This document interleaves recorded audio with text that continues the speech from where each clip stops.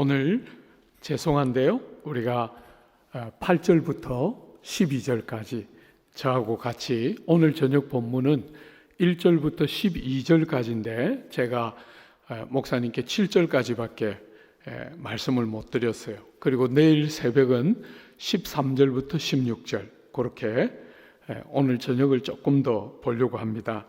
8절부터 같이 제가 한 절하고 여러분 9절 하시고 우리가 12절까지 같이 한번 한 절씩 교독해 보겠습니다. 그러므로 이르기를 그가 위로 올라가실 때에 사로잡혔던 자들을 사로잡으시고 사람들에게 선물을 주셨다 하였도다.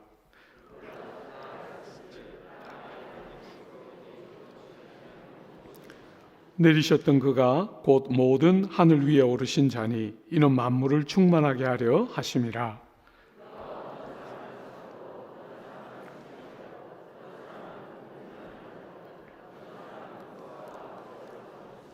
다 함께 이는 성도를 온전하게 하여 봉사의 일을 하게 하며 그리스도의 몸을 세우려 하심이라. 아멘.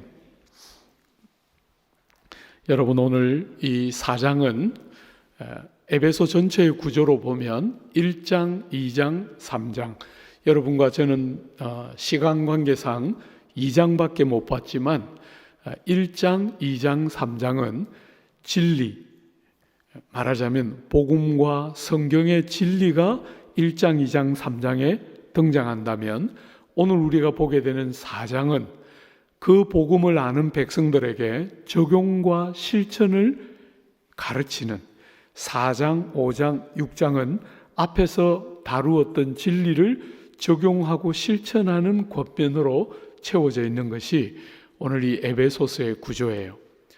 여러분, 로마서도 보면 앞에서 1장부터 8장 혹은 11장까지 복음 진리가 잘 소개되고 나면 12장부터 그러므로 하고 복음에 대한 적용과 실천이 나오죠. 그 위대한 갈라디아서도 1장부터 4장까지 진리가 나오고 5장, 6장은 적용과 실천이 나와요. 바울의 서신은 대부분 이런 구조를 가지고 있죠. 진리를 쭉 가르치고 그 진리에 근거한 적용과 실천, 이게 바울 서신의 일반적인 구조예요. 여러분, 우리 4장부터 적용과 실천에 관한 본문이 나와요. 우리가 앞에서 보았던 진리를 크게 우리는 두 가지로 요약해 볼 수 있어요. 그죠? 허물과 죄로 죽었던 우리가 하나님의 은혜로 긍휼을 따라 우리가 다시 새 생명으로 거듭났다. 이게 첫 번째 큰 진리였다면, 두 번째는 멀리 떨어져 있던 여러분과 제가 그리스도로 말미암아, 평강의 왕이신 그리스도로 말미암아 가까워지고 하나가 되었다. 이것이 두 번째 진리였죠. 이제 그 큰 두 가지의 진리를 여러분과 제 삶에 적용시키고 있는 거예요. 그죠? 뒤에 나오는 진리를 먼저 적용시키고 있습니다. 그죠? 4장 1절부터 16절까지는 성령이 하나 되게 하신 것을 힘써 지키라. 우리를 하나로 삼으셨으니까 하나 되게 하신 것을 힘써 지키라. 이렇게 실천과 적용이 주어지고 있다면 우리가 내일 저녁에 마지막 시간에 보게 될 그것은 거듭나기 전에 옛 사람을 벗어버리고 이제 거듭나서 새 생명을 얻은 사람답게 새 사람을 입고 살아야 한다. 그게 뭔지 이제 내일 저녁에 우리가 한 번 더 보게 되는 거죠. 그죠? 사랑하는 여러분, 여러분과 제가 이제 들었던 진리를 적용하는 시간에 이제 그런 적극적인 마음을 가지고 한번 본문을 보십시오. 1절입니다. 그러므로 주 안에 갇힌 내가 너희를 권하노니 너희가 부르심을 받은 일에 합당하게 행하라. 여러분이 적용과 실천이 그러므로라는 접속사로 시작되는 것을 눈여겨보셔야 돼요. 굉장히 중요합니다. 복음을 소개할 땐 주로 그러나라는 방식으로 그때 우리의 모습과 지금 우리를 대조하는 방식으로 그러나라는 접속사가 사용되었다면 오늘 진리를 알고 삶에 적용하고 실천할 때는 어떤 접속사가 나왔죠? 그러므로. 이 너무너무 중요해요. 여러분이 그러므로라는 접속사는 인과 접속사잖아요. 앞에는 원인이 나오고 뒤에는 결과가 나와요. 진리를 깨닫고 하나님의 귀한 진리 때문에 뒤에 적용과 실천이 나오는 거예요. 그죠? 그러므로 앞에 원인이 나오고 그 원인 때문에 결과로서 이런 형태의 적용과 실천이 있어야 한다 하고, 그러므로라는 접속사로 실천과 적용이 시작되고 있어요. 여러분, 만약에 그러므로가 아니고 그러나, 말씀은 참 좋은데 그러나 삶은 잘 안 된다, 이러면 안 돼요. 그죠? 그 접속사 그렇게 쓰면 안 되죠. 혹은 어떤 사람들은 그리고를 써요. 진리도 좋고 또 삶도 필요하다, 그러면 또 안 돼요. 여러분, 그렇게 하면, 잘못하면 기독교를 윤리적인 종교로 전락시켜요. 기독교 안에는 윤리와 도덕이 분명히 들어있지만 기독교는 윤리나 도덕으로 그치는 게 아니에요. 진리가 와서 여러분의 눈을 열고 여러분의 삶을 바꾸는 진리의 능력이 있고, 그죠? 그게 원인이 되어서 그 다음에 결과로서 삶이 나오는 거예요. 그냥 진리도 있고 삶도 있는, 나란히 있는 그리고 하면 안 된다는 거예요. 원인이 있고 그 원인 때문에 결과로서의 삶과 적용과 실천이 나와야. 그러므로 너무 중요하죠. 그죠?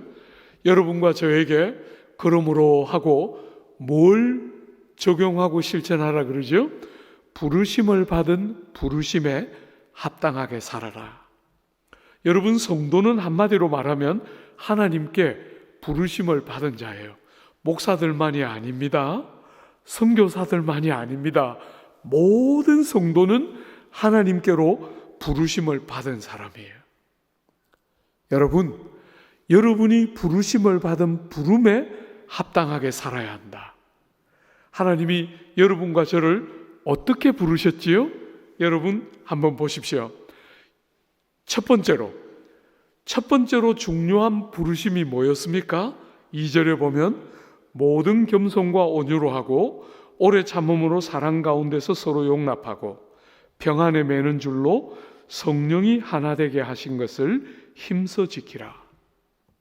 부르심을 받은 부름에 합당한 삶, 첫 번째가 뭡니까?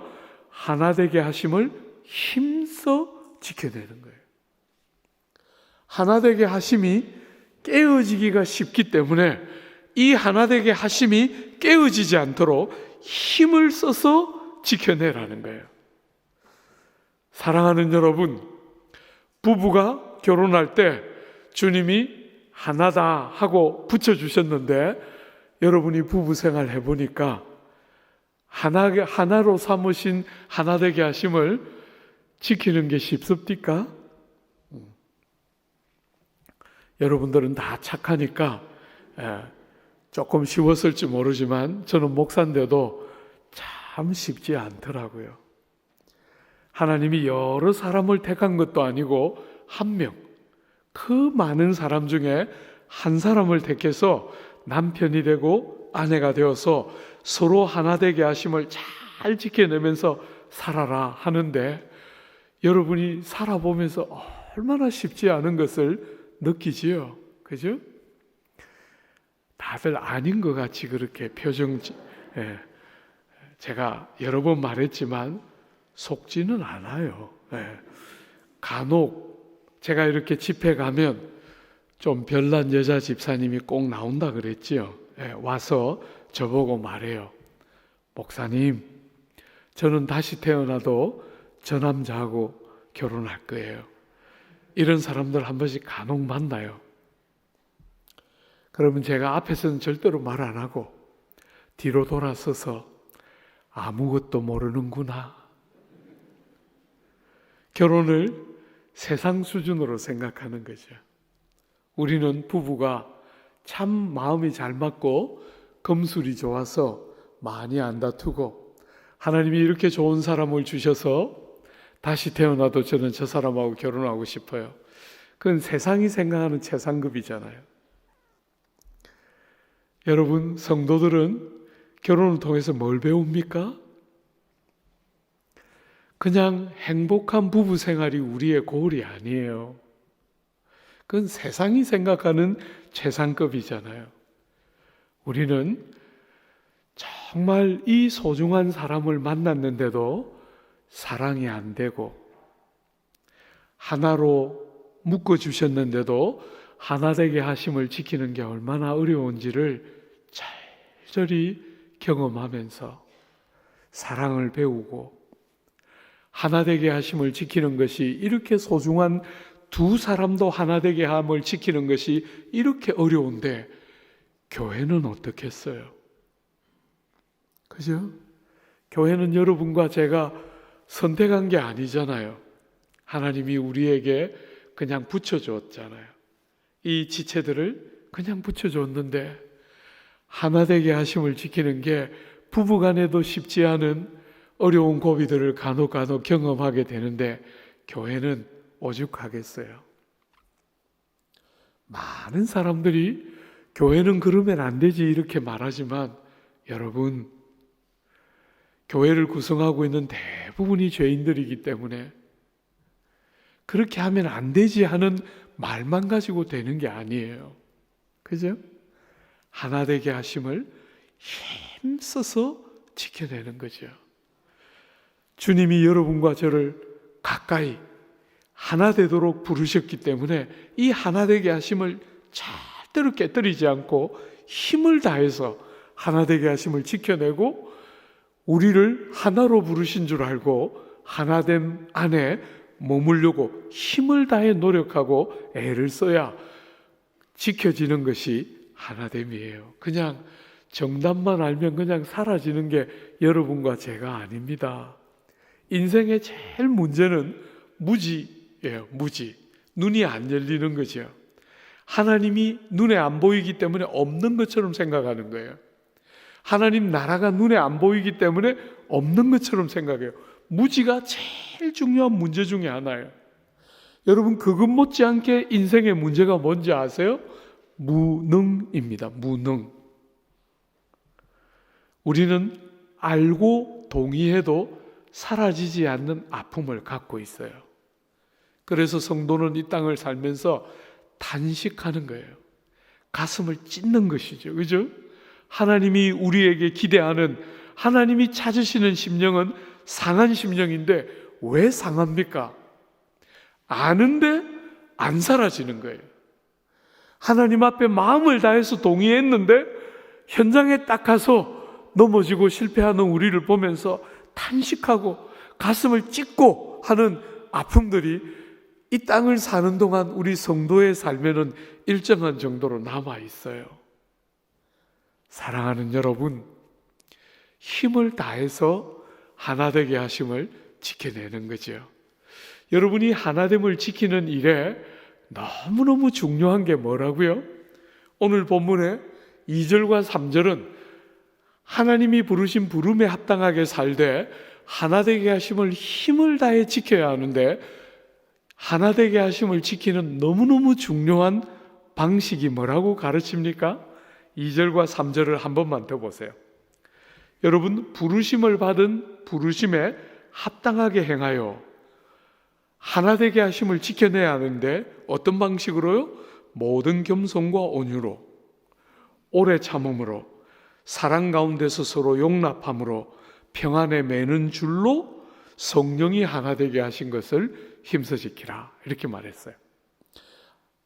그 사이에 6가지가 등장하는데 이 6가지를 하나로 딱 묶으면 겸손, 온유, 오래 참음, 용납함, 사랑, 또 평안에 매는 줄, 이 6가지를 하나로 딱 요약하면 뭐라고 요약하면 되겠어요? 여러분에게 하나님이 주신 새로운 성품이 필요한 거죠. 그죠?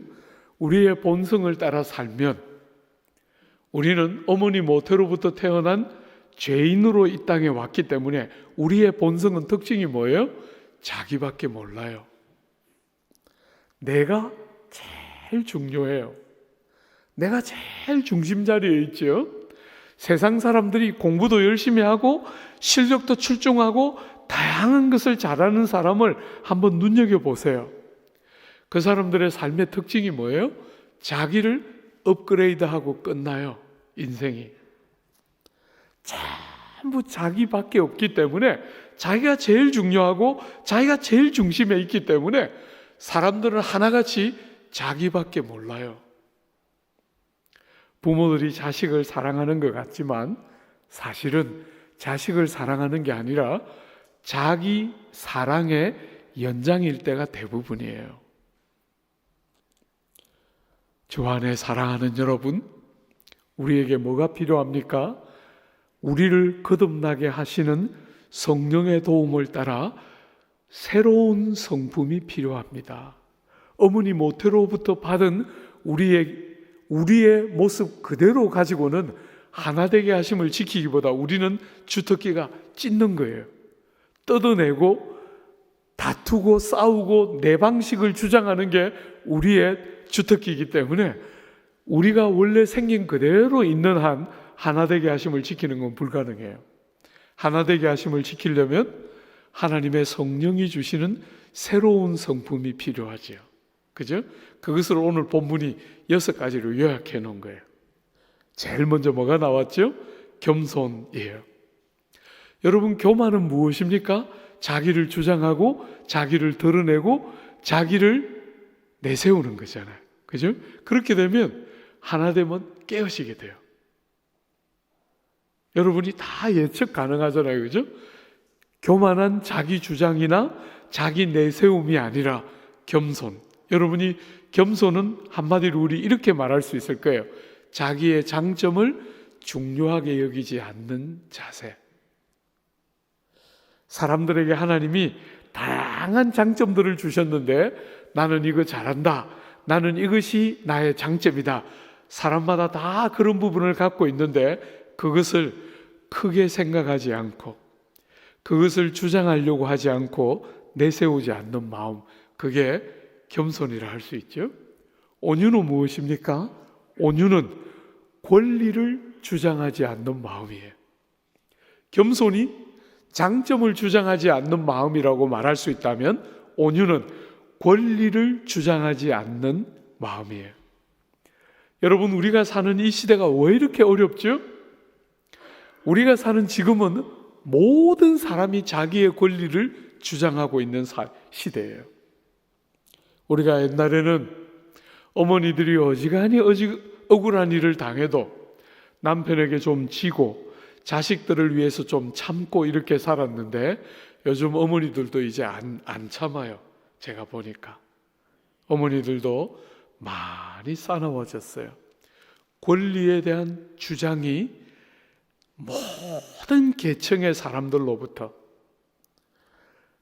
옛날에는 젊은이들이 어른들의 이 흰머리를 존중하면서 산전수전을 다 겪고 살아온 이 선배님들의 귀한 경험들을 존중하면서 고개를 숙이고 귀를 기울여 들으려고 했는데 요즘은 젊은이들이 그렇게 하려고 안 해요. 나도 알 거 압니다. 이렇게 생각해요. 여러분, 제가 초등학교 3학년 다니던 조카, 할아버지한테 나쁜 짓을 하고 나쁜 행동을 하는 그 조카를 보고 제가 매를 들고 이렇게 종아리를 때렸더니 그 3학년짜리 조카가 저보고 말했어요. 삼촌, 저도 알 건 다 알아요. 제가 마음속으로 생각했어요. 그래, 너도 죄인이다. 네. 여러분, 죄인들의 특징이에요. 10살짜리가 저보고 삼촌, 저도 알 거 다 알아요. 이렇게 말하더라고요. 그때 제가 알았어요. 모든 죄인들은 자기의 권리를 내려놓으려고 하지를 않아요. 힘이 없으니까 억지로 참을 뿐이지 힘만 생기면 자기 권리를 다 주장하고 싶어하는 이런 세상에 온유가 뭡니까? 자기의 권리를 언제든지 내려놓으려고 하는 마음 자세. 이런 것이 없이는 공동체가 하나 되게 하심을 지킬 수가 없는 거예요. 여러분, 제가 성령의 9가지 열매 안에 또 우리가 예수 믿는 사람 안에 많은 성령의 열매들이 드러나는데, 제가 그 중에 제일 조국 사회를 볼 때 필요한 것 중에 하나가 온유함이에요. 온유함. 따뜻한, 강인한데 아주 따뜻하고 부드러운 강인함. 지금 조국 사회는 전부 자기 권리를 주장하면서 한 사람도 양보하려고 안 해요. 그래서 이렇게 어려워지는 거예요. 너무너무 어려워지는 거죠. 옛날은 어떤 사람들이 받아들였어요. 옛날은 주로 갑질을 많이 했잖아요. 근데 요즘은 보면 그동안 당했던 사람들이 이젠 더 이상 당하고 있지 않고 자기 권리를 주장하니까 또 다른 왜곡들이 사회적으로 너무 많이 일어나요. 여성들과 소수자들과 어린아이들과 연약한 사람들이 보호받아야 하는 건 너무너무 필요한 일인데, 그 일을 자기들이 주장하니까 사회 전체가 어그러지는 거예요. 그 일을 남성들이 아내를 다 존중하고 여성들을 다 귀하게 여기고 어른들이 젊은 세대들과 우리 자녀 세대들을 깊이 존중하고 귀하게 여기고, 상대가 그 일들을 배려하면서 해야 이게 제대로 된 기능을 하게 될 텐데, 이상하게 조국 사회는 각자 자기가 자기의 권리를 주장하게 되니까 정당한 말을 하는데도 사회가 어그러지고 있는 거예요. 이렇게 어그러지는 거예요. 주 안에 사랑하는 여러분, 성도들이, 남자들이 세상 정치가들이 하는 것처럼 하지 말고 남자들이 아내를 정말 귀하게 여기고, 제가 우리 남자들에게 늘 말해요. 제발 아내가 뭐라 그럴 때 대들지 마라. 아내가 뭐라 그러면 네 하고 들으라. 제가 늘 그렇게 가르쳐요. 어떤 남자가 저한테 와서 말했어요. 목사님, 성경은 아내가 남편에게 복종하라는데 왜 그렇게 설교하십니까? 아이고. 무식이 충만해가지고 그런 걸 가지고 목사를 찾아와가지고 아내 보고 복종하라 그랬는데, 그 전부 세상의 눈으로 성경을 보는 거잖아요. 그죠? 세상의 눈으로. 여러분, 성경이 여러분과 저에게 복종하라 할 때 그런 개념이 아니에요. 주님 우리에게 가르쳐 주셨잖아요. 누구든지 어뜸이 되고자 하는 자는 종이 되어야 하고, 누구든지 높고자 하는 자는 섬기고 희생해야 한다고 가르쳤어요. 우리에게 주신 질서는 달라요. 아내들 보고 복종하라 할 때 그것은 아내가 보조적이라거나 덜 중요하거나 열등하다는 말이 절대로 아니에요. 제가 늘 남자들에게 설교해요. 제발 대들지 마라. 상대가 안 된다. 재료가 다르다. 재료가. 남자는 뭘로 만들었어요? 흙으로 만들었어요. 여기서 떨어지면 요 바닥에 탁 떨어지면 어떻게 돼요? 와장창 다 깨져요. 흙으로 지어가지고. 토기입니다. 토기. 여자는 뭘로 지었어요? 경상도 사투리로 빼로 만들었어요. 빼. 이 빼로 만들었으니까 여기서 톡 떨어지면 어떻게 돼요? 땡 하고 예쁜 소리를 내고 살아 있습니다. 질깁니다. 재질이 다릅니다. 둘이 붙어서 될 일이 아니에요. 하나님이 그저 이 쓸모없는 남자들에게 이렇게 귀한 여성들을 주시면서 남자를 존경하고 복종하라고 하시니 그저 너무 죄송하고 감격스럽지, 그저 남자들이 그냥 아무것도 모르고 세상적인 가치관을 가지고 아내들 보고 이렇게 하면 큰일 나는 거죠. 제가 그래서 어디 딴 데 가서는 이야기해요. 아직도 50 넘었는데 그렇게 하면 내쫓아라. 30, 40까지 철 없을 때는 좀 봐줄 수 있지만 50이 넘고 이제 머리가 이렇게 희끗희끗해지기 시작하면서 철이 충분히 들었는데 아직도 아내한테 큰 소리 치고 막 위아래로 눈을 이렇게 하는 사람들, 내쫓아라. 오늘 내가 라이센스 줄 테니까 집에 가서 남편 집 밖으로 내쫓아라. 이래 가정 파괴범으로 제가 그렇게 늘. 그래서 우리 교회에 있는 형제들은 저를 대부분 안 좋아해요. 자매들만 저를 좋아합니다. 사랑하는 여러분, 우리가 서로를 내 이야기 말고, 그죠? 자매들은 형제를 지극히 존중하고 귀하게 여기고, 남자들은 아내를 어쩜 이런 귀한 선물을, 분에 넘치는 나 같은 사람에게 이 귀한 선물을 그냥 주셨나. 그렇게 돼야 성도답게 서로를 보는 거예요. 그리고 그런 눈이 안 열리면 오늘 조국 사회에서 우리가 보는 것처럼 끝없이 모든 사람이 자기의 권리를 주장하기 때문에 다 어그러지고 깨어지는 거예요. 우리는 이 시대에 세상처럼 사는 사람들이 아니에요.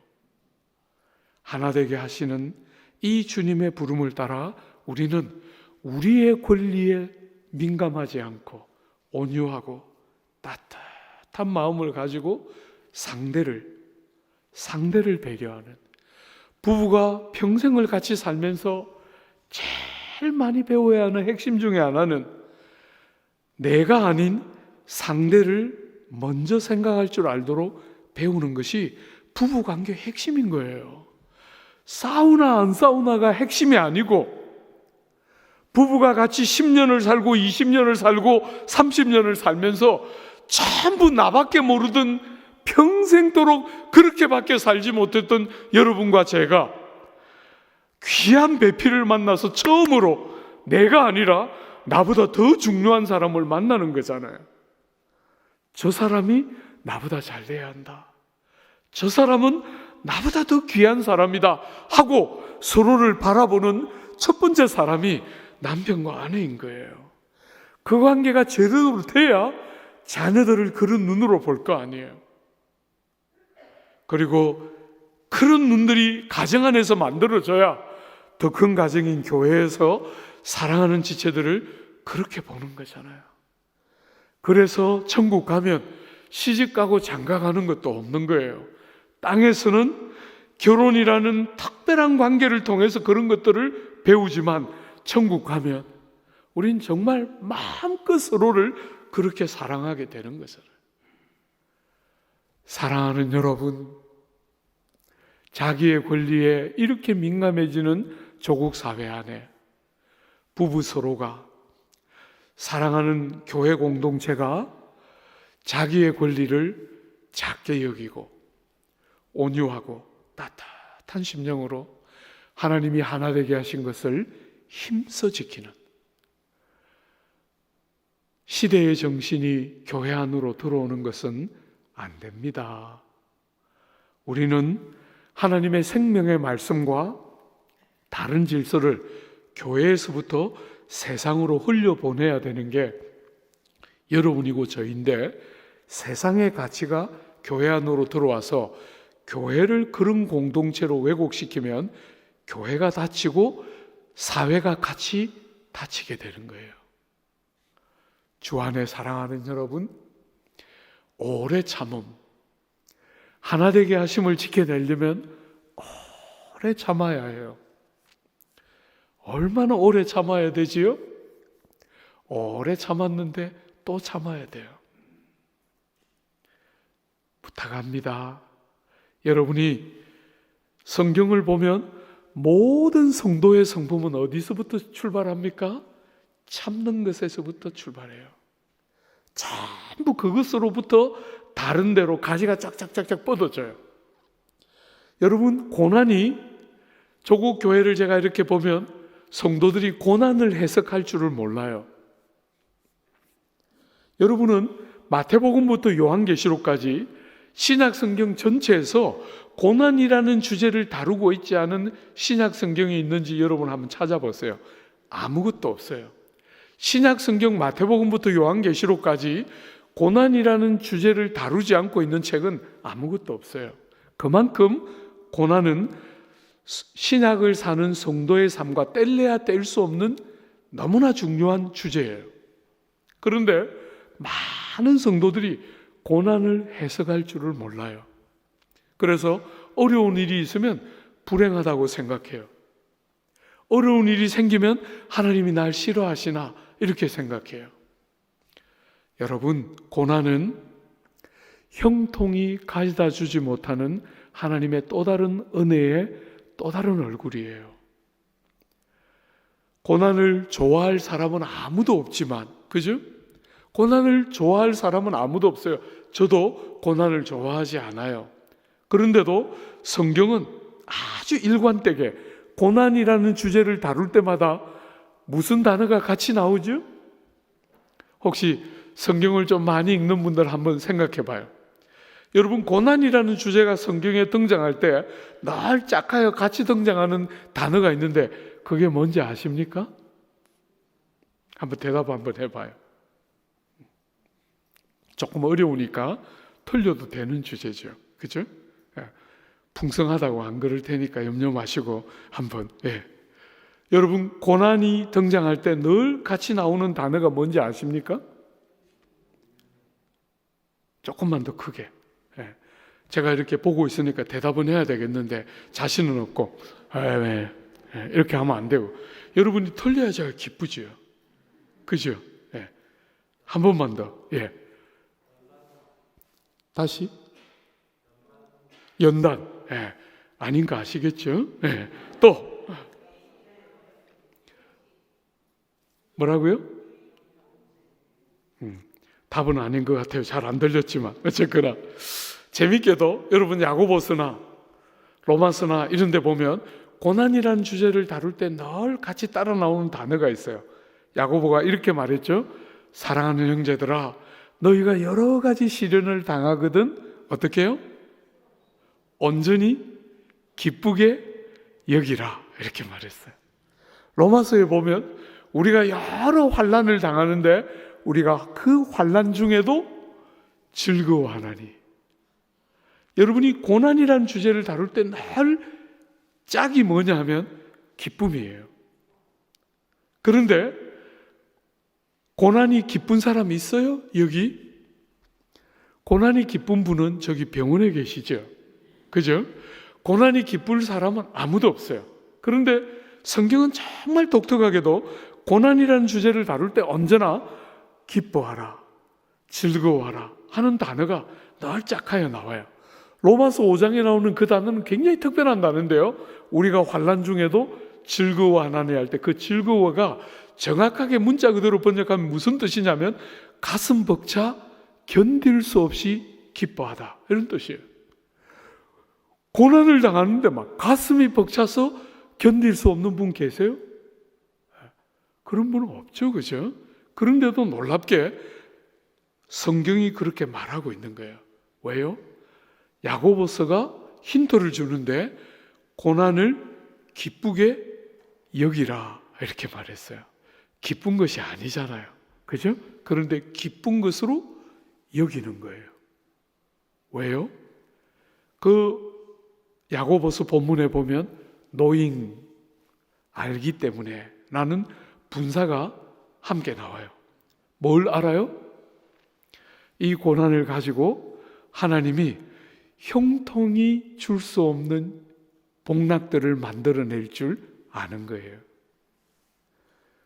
고난이 인내를 만들고 인내가 연단을 만들고 연단이 우리를 소망을 새롭게 하도록 만들어주는 거잖아요. 그죠?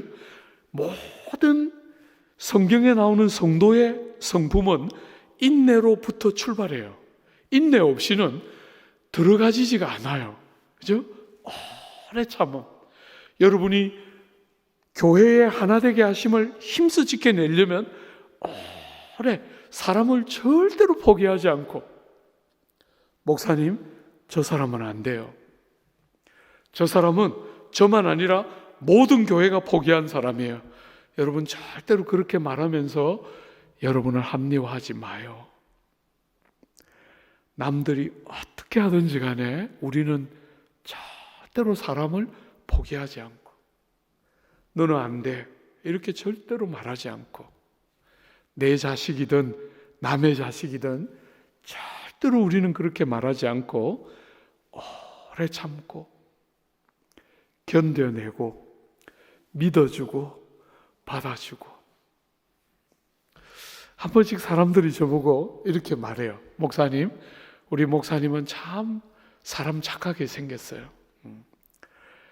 여러분, 착한 죄인 봤습니까? 그런 사람은 없어요. 한 성과를 합니다. 여러분, 제가 갱상도 남자잖아요. 그죠? 한 성과를 합니다. 원래 성품이 이렇다 이렇게 생각하면 안 돼요. 목회를 하면서 사람을 포기할 수 없기 때문에, 누군가를 너는 안 돼 이렇게 말할 수 없기 때문에 끝없이 뭐 합니까? 상대를 포기하지 않으려고 저를 깨뜨리게 되는 거잖아요. 그죠? 누군가를 포기하지 않으려면 여러분을 깨뜨려야 돼요. 여러분을 그대로 두면 상대를 계속해서 탓하는 게 여러분이고 저예요. 그래서 상대를 탓하기를 멈추고 나를 탓하면서 상대를 받아내는 거죠. 오래 참는, 속이 문드러질 만큼 오래 참는. 목회를 하면서 얼마나 대하기 어려운 사람들을 많이 만났겠어요. 평생 살면서 늘 다짐했던 거예요.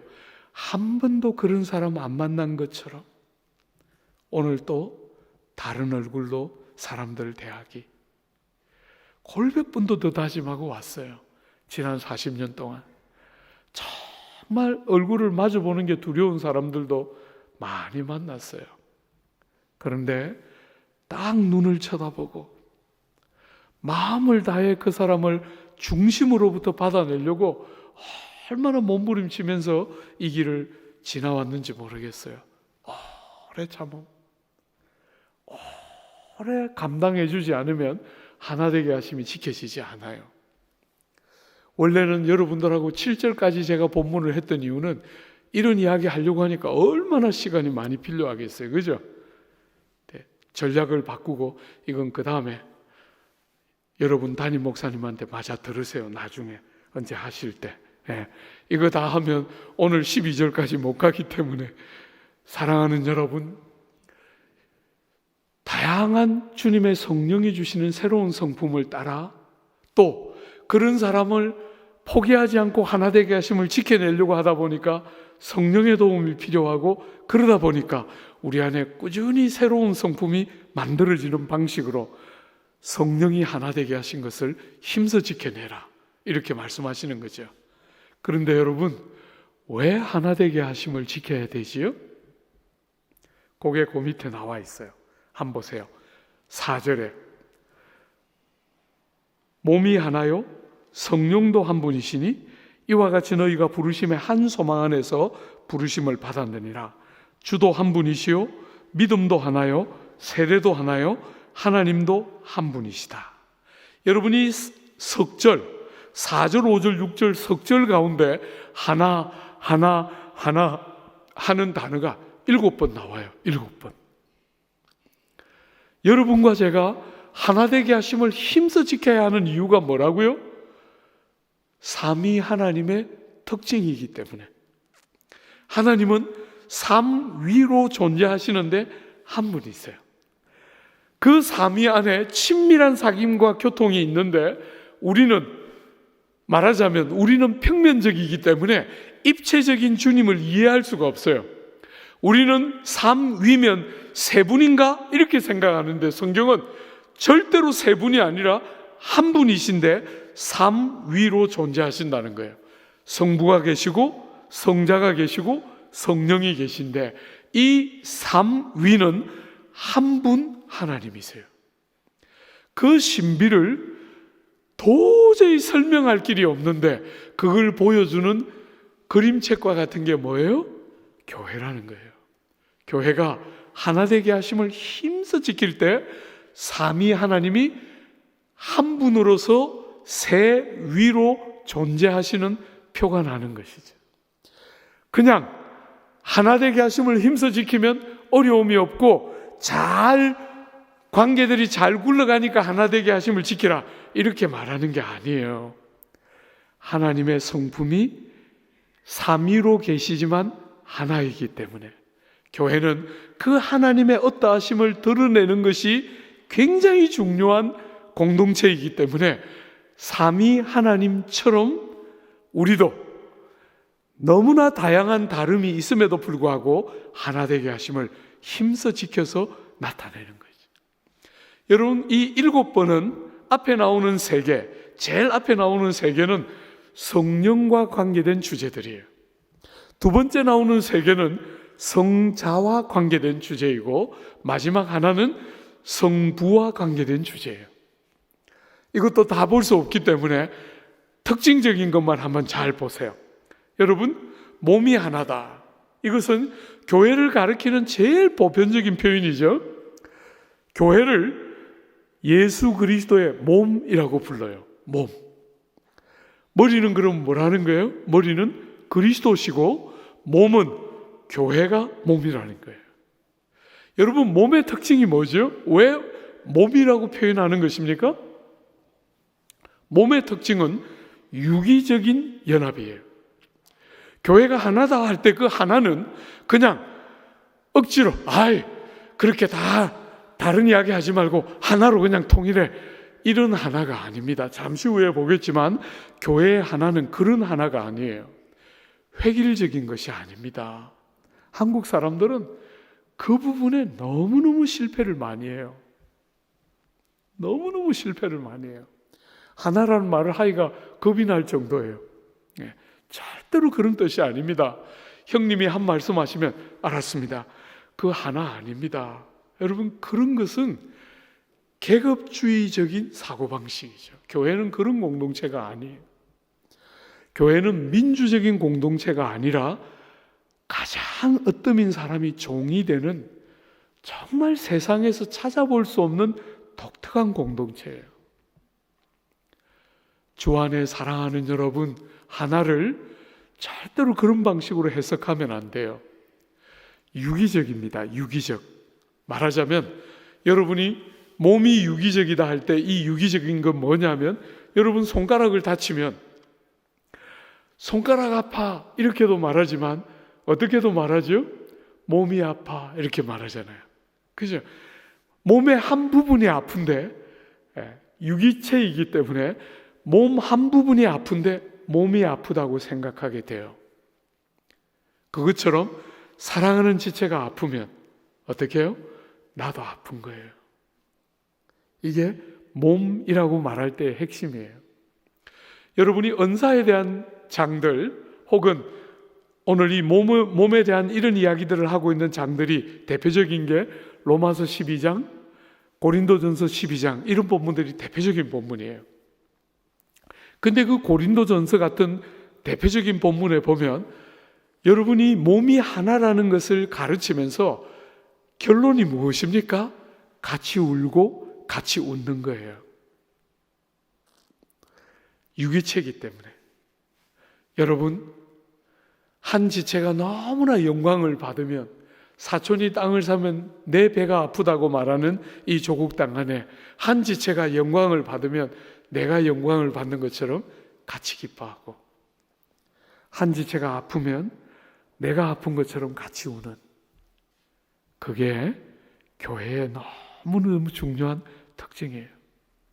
우리는 어떤 면에서 가족이라는 작은 테두리 안에서 사랑을 배워서 그 사랑으로 그 정도의 강도를 가지고 바깥에 있는 가족의 테두리 바깥에 있는 사람들을 사랑하도록 가족을 우리에게 선물로 주셨어요. 근데 이 미련한 세상이 가족만 사랑하는 거예요. 너무나 어리석게 가족만 사랑해요. 제가 우리 강남에 있는 우리 교회 남서울교회 가서 부지런히 설교해요. 여러분 자식에게 주고 싶은 거 100개 중에 60개만 주고 40개는 남의 자식에게 한번 줘봐라. 어떤 일이 일어나는지 한번 봐라. 여러분의 생애에, 여러분의 자녀들의 삶에 어떤 일이 일어나는지 한번 봐라. 내가 내 자식 키우는데 내가 땀 흘려서 내가 노력해서 번 돈 가지고 내 자식 마음껏 퍼먹이고 마음껏 키우는데 누가 간섭하냐? 온 세상이 전부 그런 방식으로 내 자식에게 전부 쏟아붓는데, 제가 교회에 있는 우리 교우들에게 끝없이 가르쳐요. 자식들에게 주고 싶은 거 10개 중에 6개만 주고 나머지 4개 다른 자식들에게 한번 줘봐라. 어떤 일이 일어나는지 한번 당신들이 볼 수 있도록 한번 그렇게 살아봐라. 계속 도전해요. 강남에 있어서 그런지 그건 잘 안 들으려고 하는 것 같아요. 여러분, 제가 또 그것 못지않게 열심히 하는 설교 있어요. 제발 돈 자식들에게 주지 말고 교회 갖다 내라.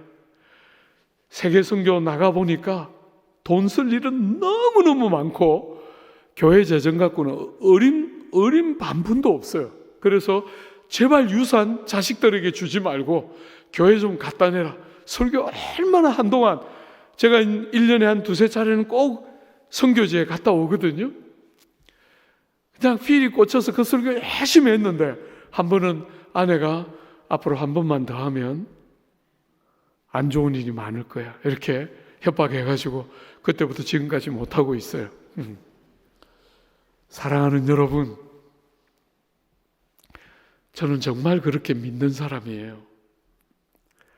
여러분이 시집가고 장가가는 것이 천국 가면 없어요.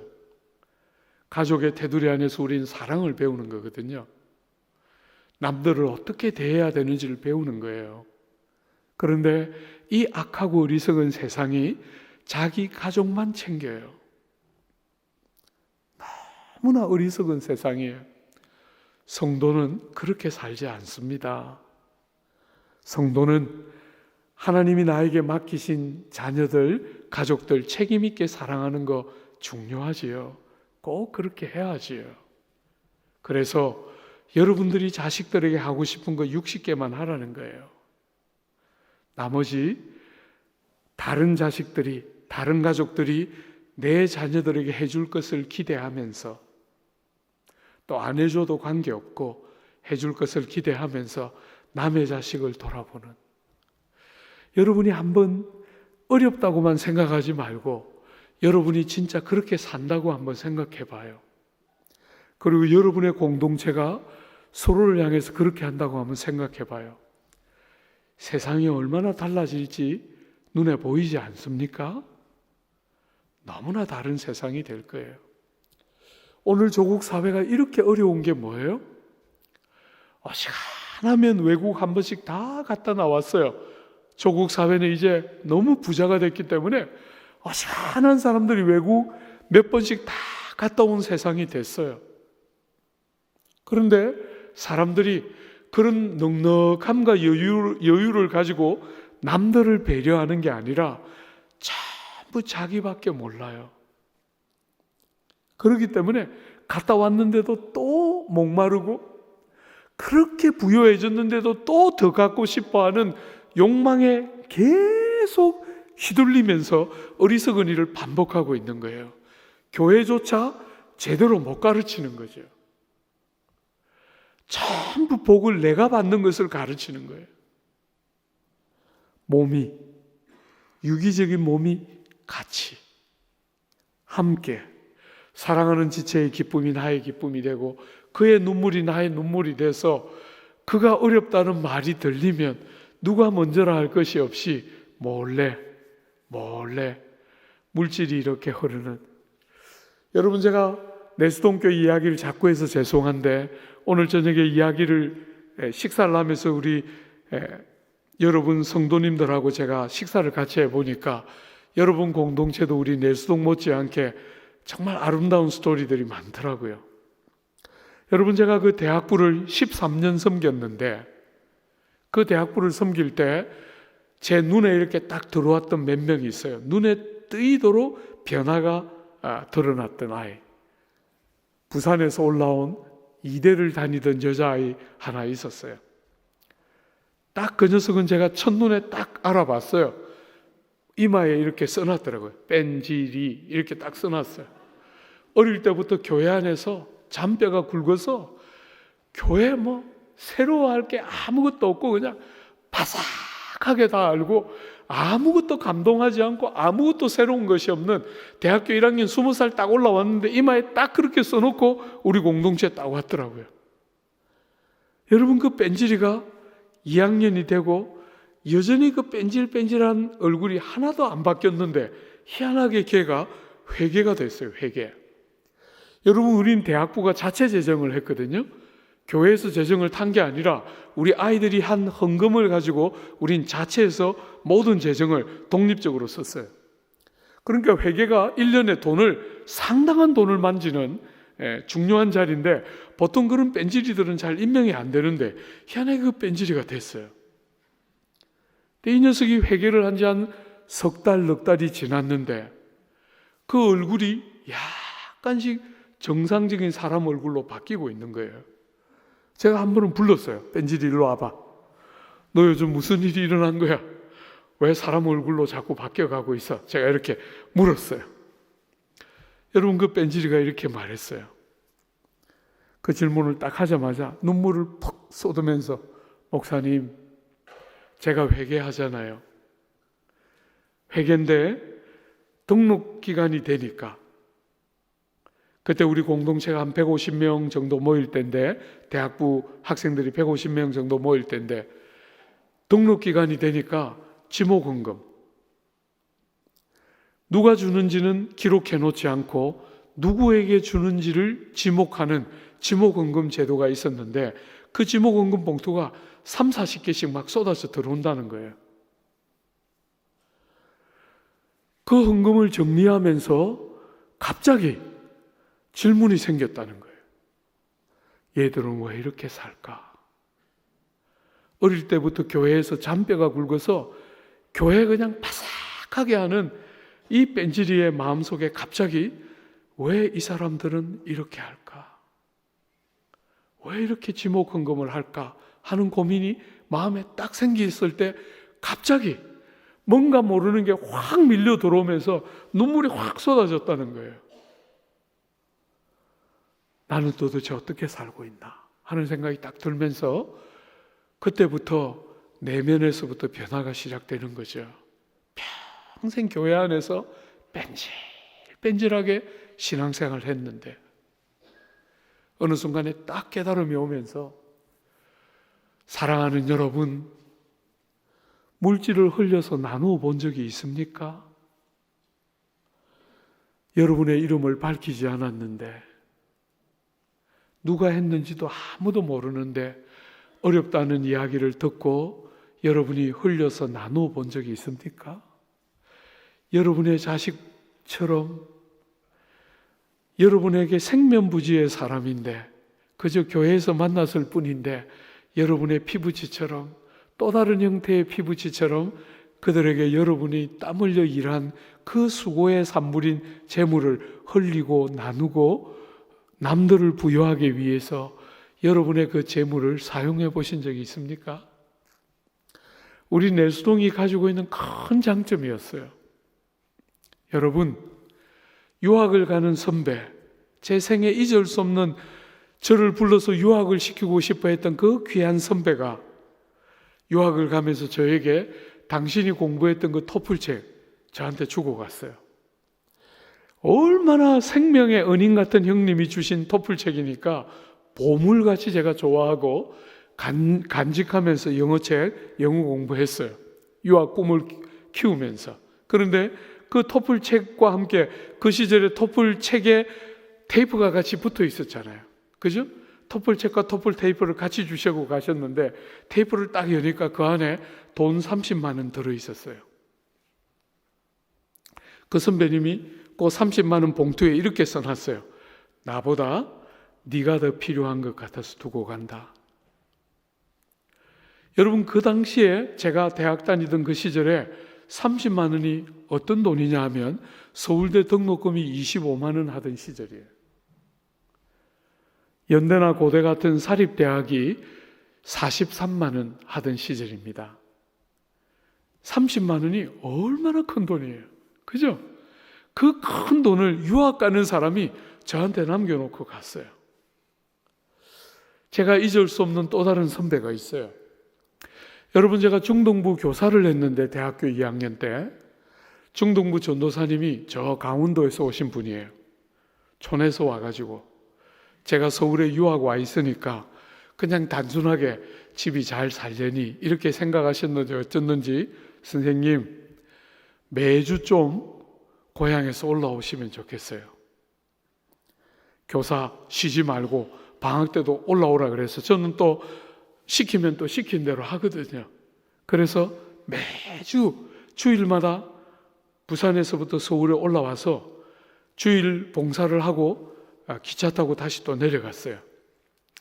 너무 돈이 없던 시절이었기 때문에 제가 아직도 잊어버리지 않아요. 학생 할인해서 부산에서부터 서울까지 올라오면 기차 학생 할인해서 비둘기호 1,800원 했어요. 그거 타고 매주 올라왔는데 이 전도사님은 저를 올라오라 해놓고 돈이 있는지 없는지 관심도 없더라고요. 근데 대학부 선배 한 분이 저를 보시면서 이렇게 매주 올라오는데 차비는 있나? 이렇게 물으시더라고요. 지금 같으면 없으니까 좀 줘요. 제가 이렇게 했을 텐데 그때는 순진할 때이기 때문에 돈은 하나도 없어서 다음 주에 어떻게 올라올지 전전긍긍하면서도 그런 이야기를 할 배포가 없던 시절이니까 있습니다 하고 도망쳤어요.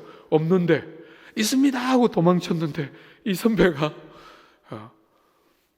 200m 넘게 쫓아왔어요.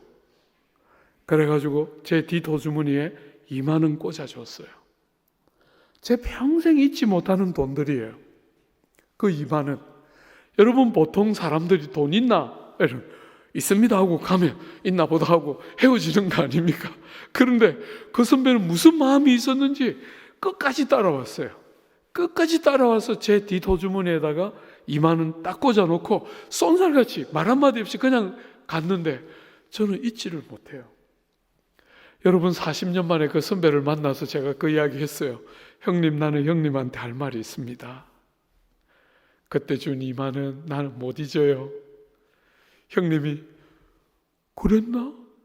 전혀 모르시더라고요. 전혀 기억도 못해요. 저는 못 잊어요. 주 안에 사랑하는 여러분, 여러분이 믿는 복음이 뭡니까? 예수께서 우리 위하여 생명도 아끼지 않고 다 주셨다. 이게 복음인데 그 복음이 여러분의 삶에 의해서 입증되고 있습니까? 세상 사람들처럼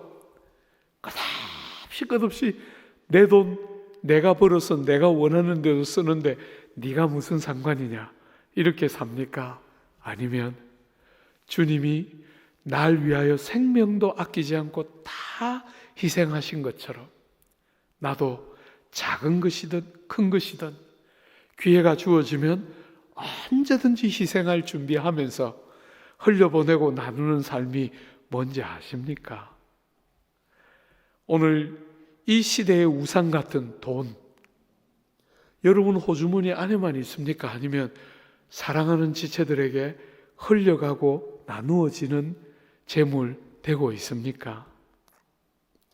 제가 그 공동체에서 봤던 것은 사랑이 위에서부터 아래로 흐른다 그랬잖아요.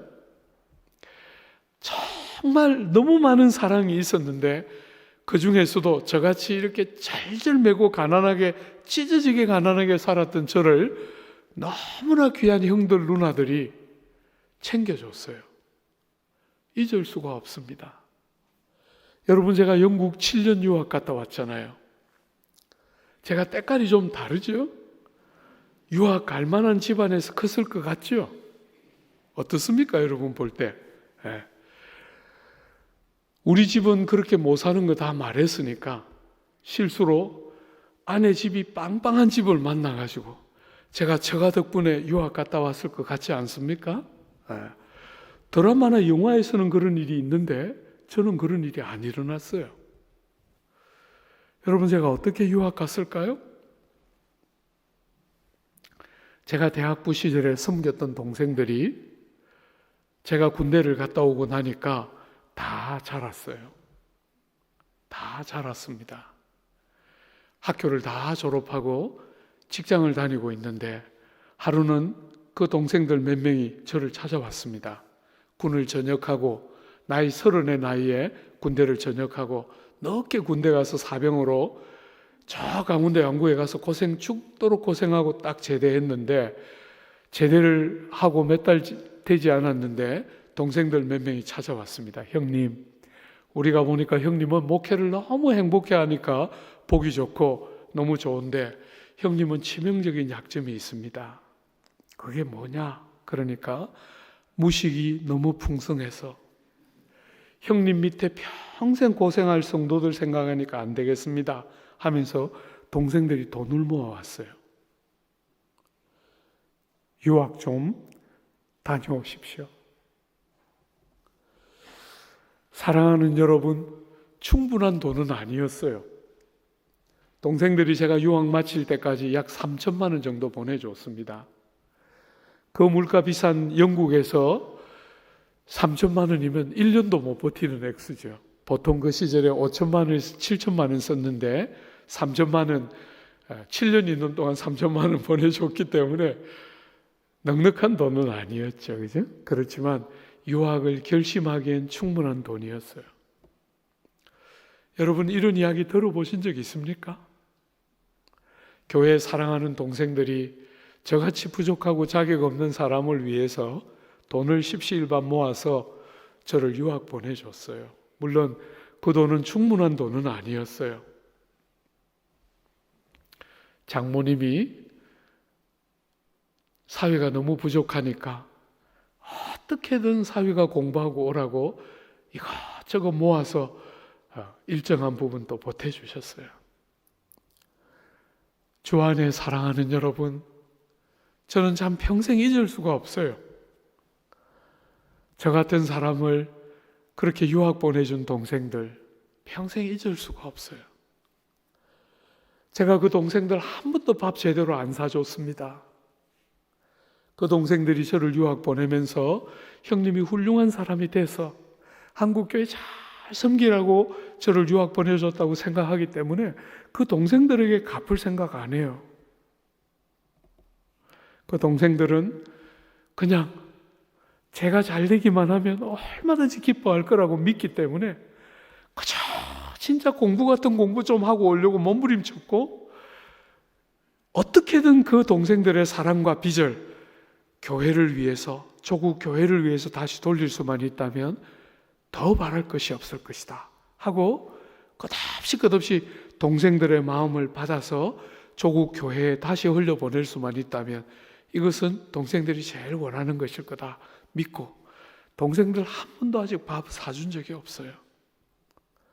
얼마든지 지금은 사줄 수 있지만 동생들이 그거 원한다고 믿지 않기 때문에 그 동생들에게 제가 갚으려고 생각 안 했어요.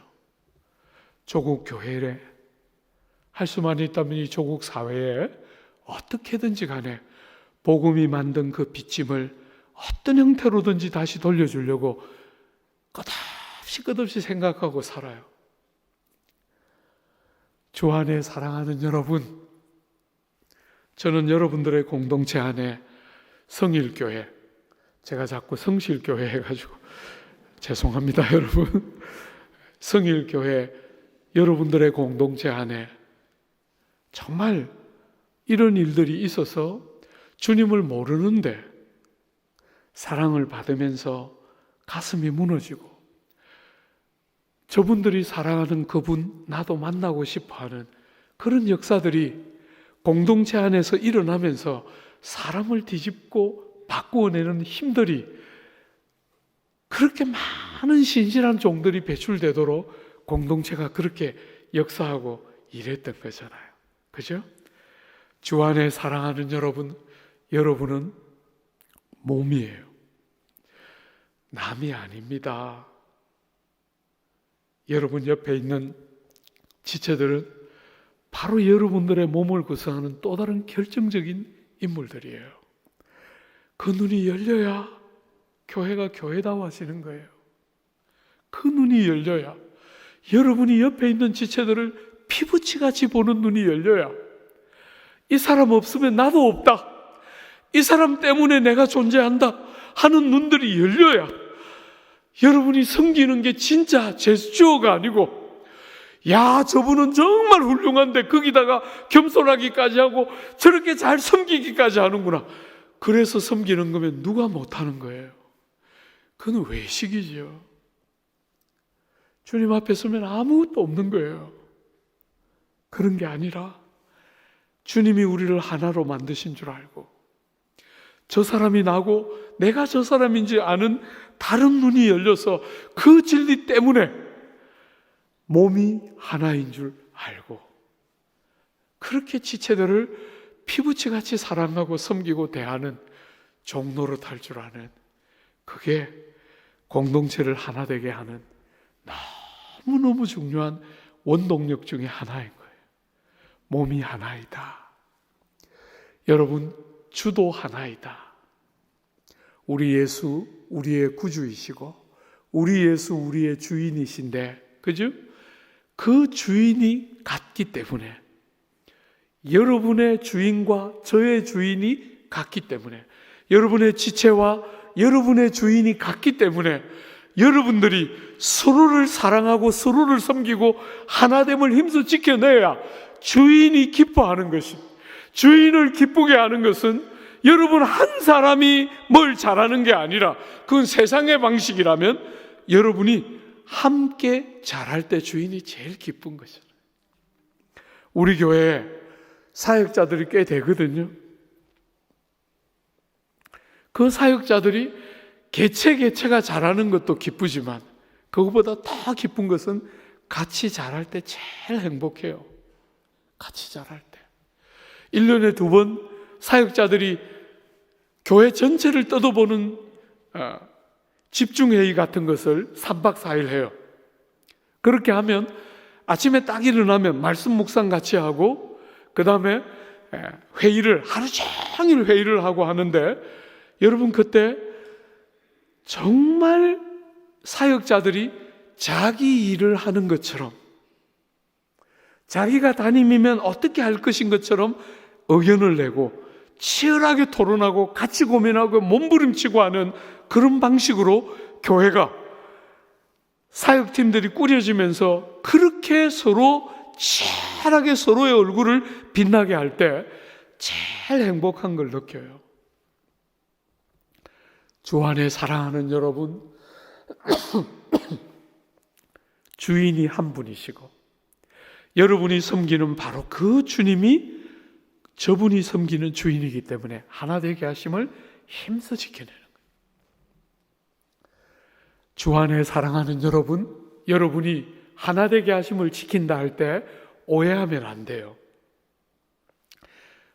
교회는 하나이지만 동시에 획일적이거나 영어로 표현하면 유니포미티가 아니에요.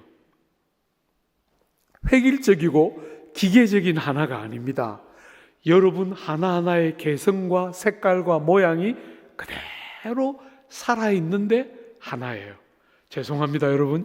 영어로 표현하면 unity and diversity. 연합되어서 하나인데, unity인데, 그죠? uniformity가 아니고 unity인데, 동시에 이 unity와 uniformity의 차이는 뭐죠? diversity가 살아있나, 다양성이 살아있나, 색깔과 모양, 여러분의 여러분다운 고유함이 부정되거나 전혀 무시되지 않고 그대로 여러분의 특색과 모양이 살아나는데 하나예요. 하나인데 획일적이지 않습니다. 여러분, 제가 평생 성경을 연구한 목사잖아요. 너무 재밌게 느끼는 게 바울을 읽을 때와 베드로를 읽을 때와 야고보를 읽을 때가 너무 달라요. 하나님은 성령의 감동으로 성경을 기록해서 우리에게 주셨는데도 저자가 누구냐에 따라서 컬러와 색깔과 모양과 개성들이 그대로 묻어나요. 여러분, 절대로 여러분의 여러분다움을 부정해야 하나가 된다는 말이 아니에요. 여러분 속에 있는 죄성과 여러분의 옛사람을 깨뜨리는 것은 필요하지만 여러분의 여러분다움을 부정하는 것은, 그것은 성경이 말하는 하나됨이 아니에요. 여러분만의 고유한 아름다움이 있어요. 아무도 흉내낼 수 없는 여러분에게만 주신 독특한 아름다움이 있어요. 여러분, 제가 이렇게 자랄 때 김남준 목사라고 신학교 동기예요. 저보다 나이가 많으셔서 제가 늘 형님 하면서 참 좋아하고 많이 사랑을 받고 많이 배웠어요. 그분은 한때 조국 교회에 그냥 가장 널리 알려진 부흥사였어요.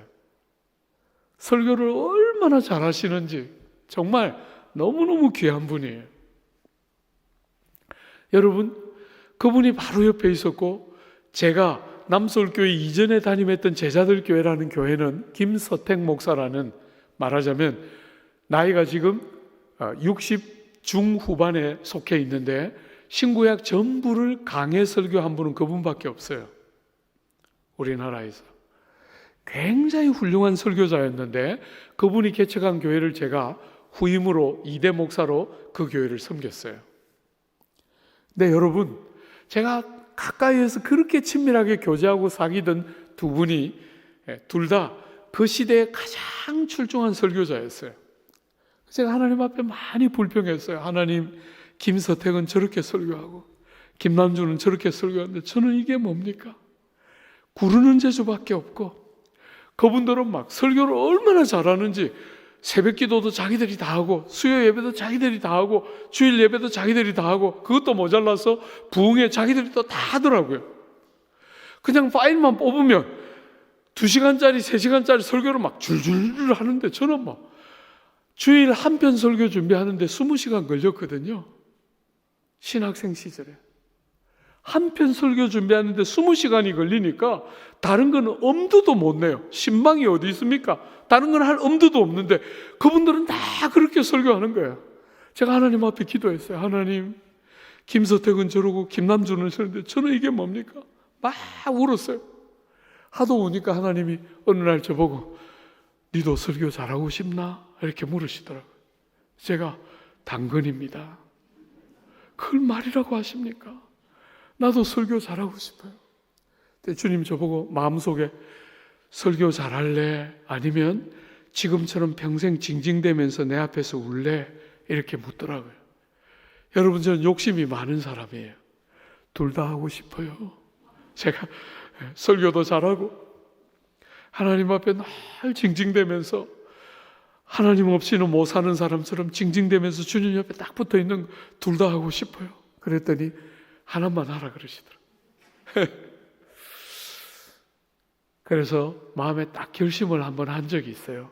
저렇게 설교 잘하는 분들 계시니까 나는 설교 못해도 되고, 나는 그냥 주님 없으면 못 사는 사람처럼 늘 주님 옆에 붙어서 징징대고 울고 주님만이 나의 힘이고 주님 없으면 안 돼요 하는 그런 거 평생 해야지 하고 마음에 딱 결심을 하니까 어느 순간부터 자유로움이 좀 생기더라고요. 사랑하는 여러분, 20대를 보내고 30대를 보낼 때 누군가와 비교하면서 많이 아팠어요. 왜 나는 이렇게 안 될까? 왜 나는 저렇게 안 될까? 많이 좌절했는데 조금씩 눈이 열리니까 보여요.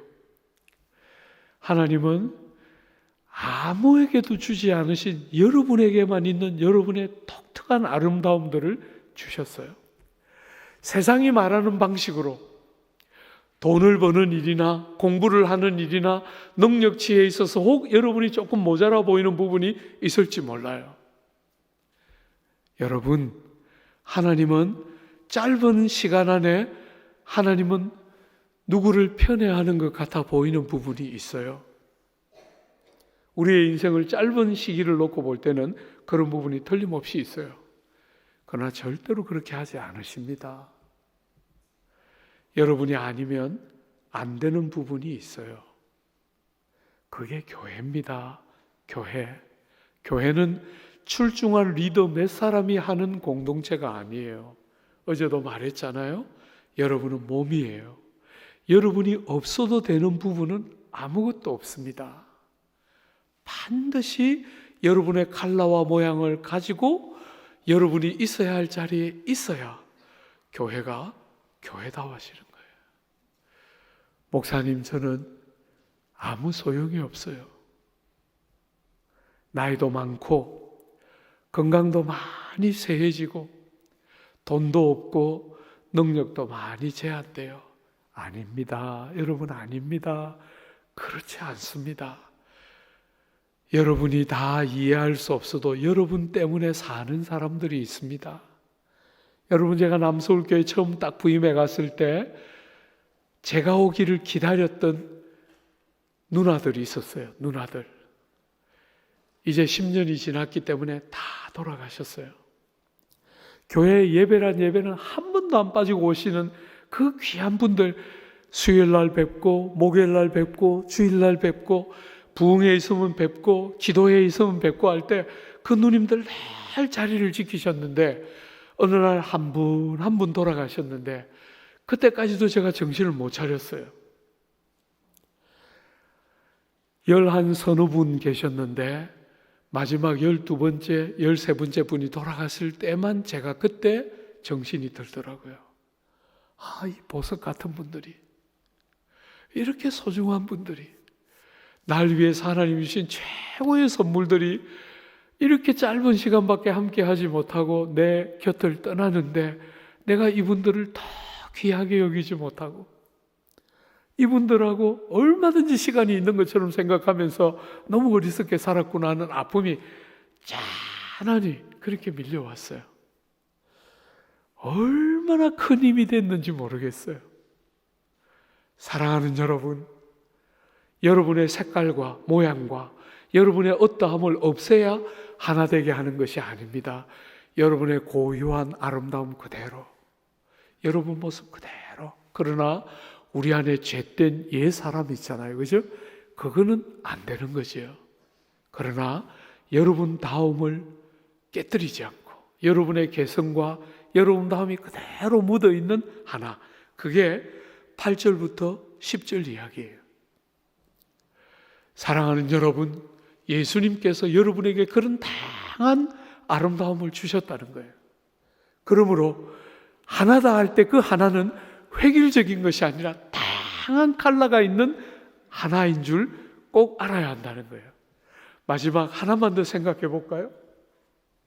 이렇게 다양한 은사를 주실 때 하나님은 그 다양한 은사들을 가지고 뭐에 초점 맞추기를 원하실까? 그 밑에 예가 나와 있어요. 한번 보세요. 11절에 그가 어떤 사람은 사도로, 어떤 사람은 선지자로, 어떤 사람은 복음 전하는 자로, 어떤 사람은 목사와 교사로 삼으셨으니 이는 성도를 온전하게 하여 봉사의 일을 하게 하며 그리스도의 몸을 세우려 하심이라. 여기에 이렇게 다양한 은사를 주신 두 가지 중요한 목적이 나와요.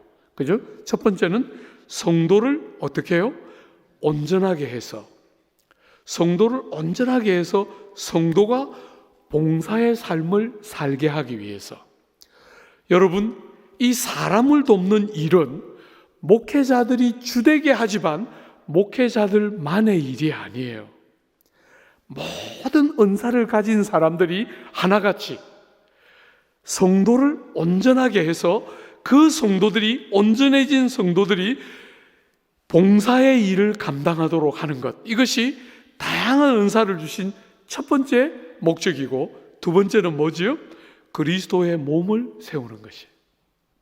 은사의 목적은 하나님이 다양한 은사를 우리에게 주시고 각자 다양한 컬러를 주신 것은 몸을 세우기 위한 것이지 스스로 비교하면서 키재기를 하기 위한 것이 아니에요. 몸을 세우기 위한 것. 이 몸이 뭡니까?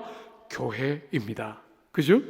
교회를 세우기 위한 것이 은사인데, 은사를 가지고 사람들이 키재기를 하면 그건 어리석은 거죠. 여러분, 제가 고2 때 처음 교회를 나갔는데, 교회를 나가서 한 번도 듣도 보도 못했는데 교회를 나간 지 1년 조금 지났을 때 하나님이 방언의 은사를 주셨어요. 여러분, 제가 하도 성경을 이렇게 가르치니까 우리 교우들은, 목사님은 방언도 모른다고 생각해요. 우리 성도들은. 제가 교회 나간 지 1년 6개월 됐을 때 하나님 방언 주셨어요. 방언이 있는 줄도 몰랐어요. 여러분, 제가 목회 40년 하면서 귀신 돈에 쫓았거든요. 근데 하도 성경을 이렇게 가르치니까 우리 목사님은 급파가 아니다 이렇게 생각해요. 급파가 어디 있습니까? 근데 바보같이 어리석게도 성도들이 늘 그렇게 생각해요. 영파가 있고 말씀파가 있다고 생각하는 거예요. 그런 게 어디 있어요? 여러분, 딱 나간 지 1년 6개월 만에 방언 딱 받으니까 저는 그게 뭔지를 몰랐어요. 한 번도 듣고 본 적도 없기 때문에 딱 받으니까 교회 형들이 딱 몰려와서 나는 네가 진짜 특별한 줄 알았는데 하나님이 방언을 네한테 주셨네 이러면서 막 넌 진짜 특별한 것 같아 이렇게 말했어요. 제가 마음속으로, 말은 절대로 안 해도 마음속으로 저도 그렇게 생각해요. 네. 저는 예수 믿기 전에도 특별했고 믿고 나서도 더 특별해요. 이렇게 교만을 부렸어요. 여러분, 은사는 그런 게 아니에요. 은사는 여러분의 어떠함을 위해서 주시는 게 아닙니다. 은사는 몸을 세우기 위한 거예요. 여러분에게 있는 고유한 아름다움은 여러분의 가치를 위한 것이 아니고 몸을 복되게 하기 위한 것이에요. 교회가 얼마나 결정적인 공동체인지 몰라요. 여러분이 어느 날 주님 앞에 딱 서면 주님이 여러분을 평가할 때 뭘 가지고 평가할 것 같아요? 여러분 속에, 여러분 손에 들려있는 돈, 여러분 손에 들려있는 학벌, 여러분 손에 들려있는 무수한 업적과 성취, 그런 것 가지고 주님이 여러분 평가할 것 같습니까? 그건 다 주님이 주신 거잖아요. 그거 가지고 뭘 주님 평가하시겠어요? 그건 아무것도 아니에요. 이 땅을 사는 동안만 잠시 사용하는 거예요. 뭘 가지고 여러분들을 평가하실까요? 몸을 어떻게 세웠나? 여러분을 주님이 그때 그것 가지고 평가할 거예요. 교회 일을 위해서 그냥 싸돌아다니라는 말이 아니에요. 여러분이 시간을 많이 들이든 작게 들이든 삶이 교회가 딱 중심이 돼서, 교회가 딱 중심이 돼서 시간을 많이 들일 수 있을 때는 들여서 섬기고 수고하지만 그렇지 못할 때는 여러분이 있는 자리에서 골방에서 교회를 늘 나보다 몸을 함께 구성하는 교회를 사랑하고 교회의 우선순위를 딱 두고 사는 그런 몸을 섬기고 세우는 아름다움이 있는가? 여러분, 제가 우리 세대와 지금 세대의 제일 큰 차이가 뭘까? 우리는 따지지 못했어요. 계산 못했습니다. 우리는 눈에 뻔히 손해보는데도 계산하면서 따지면서 우리는 교회를 못 섬겼어요. 그래서 바보같이 계산 못하고 미련하게 그저 옳다고 믿는 것을 그냥 열심히 살았어요. 여러분, 그때 많은 것을 손해본 것 같은 느낌이 때때로 있는 분들이 있을지 모르지만 제가 이렇게 지나놓고 보니까 그래서 뭐가 있었어요? 우리 삶에 감격이 있었어요. 감격. 계산 안 하고 덜 따지면서 살았는데 대신에 그렇게 희생하다 보니까 하나님이 하늘로부터 주시는 감격이 있었어요. 근데 지금은 어지간한 성도들도 따지는 거 제가 봐요. 저만 하면 어지간히 믿는다 싶은데도 따지고 계산하는 사람들 제가 참 많이 봐요. 그래서 손해를 좀 덜 보는 것 같지만 결정적인 것을 잃는 거예요. 여러분, 그렇게 뭘 손해 안 보고 그렇게 뭘 따지고 해서 뭔가를 좀 챙기는 것 같지만 뭘 잃습니까? 여러분의 삶을 역동 있게 돌아가게 만드는 희락과 감격을 잃는 거예요. 그거 잃으면 아무 것을 가지고도 재미가 안 나는 거잖아요. 우리 사회를 한번 보세요. 어느 때보다도 더 부유하고 많은 것을 소유하는데 기쁘지가 않아요. 그죠? 기쁨이 없는 거예요. 왜? 기쁨이 없으니까 전부 다 불평하고 원망하고 분노하고 싸우고 하는 일을 반복해서 하고 있는 거예요. 사람들은 어리석게 계산하고 따지는데 여러분, 그게 지혜로운 삶 같지만 더 큰 것을 잃고 있는 거죠. 교회를 섬기고 사랑하는 것은 좀 미련해 보여도 여러분이 과거에 누렸던 것처럼 가슴 중심을 관통하면서 흐르는 감격이 있기 때문에 결정적인 것을 얻는 것이죠. 주 안에 사랑하는 여러분, 코로나가 조금씩 잦아지고 일상을 회복해가는 이 귀한 시기에 여러분들이 그저 옛날 사람들처럼 약간 모자라는 것처럼 눈에 다 보이지만 계산하지 않고 하나님 앞에 조금 모자라게 남들이 어떻게 하나 비교하지 않고 여러분이 할 수 있는 하나님 앞에서 최선을 다해서 몸을 세우고 교회를 섬기는 삶을 살면 사랑하는 여러분, 오늘 우리의 오늘은 귀한 선배들의 희생을 딛고 오늘을 우리가 만든 거잖아요. 그죠? 이 부요는 앞세대의 희생을 근거로 우리에게 선물로 주어졌어요. 우리 아들과 딸들에게 우리도 똑같이 희생해서 이것보다 더 존귀한 세대를 물려줄 수 있도록 여러분들이 교회 사랑하는, 몸을 세울 줄 아는, 몸을 아낄 줄 아는 귀한 성도의 삶, 모든 성도들이 살아주시기를 기대하고 축복합니다.